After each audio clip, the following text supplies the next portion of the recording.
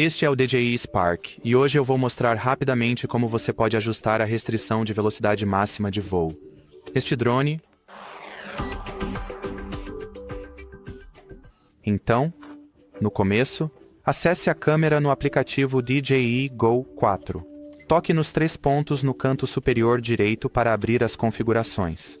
Aqui, selecione Configurações do Controle Remoto, o terceiro ícone.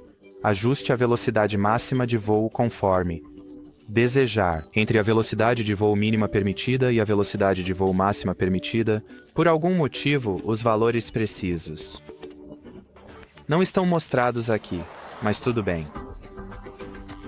Melhor que nada, eu acho. De qualquer forma, quanto a este vídeo, é isso. Então, obrigado por assistir e tchau, tchau.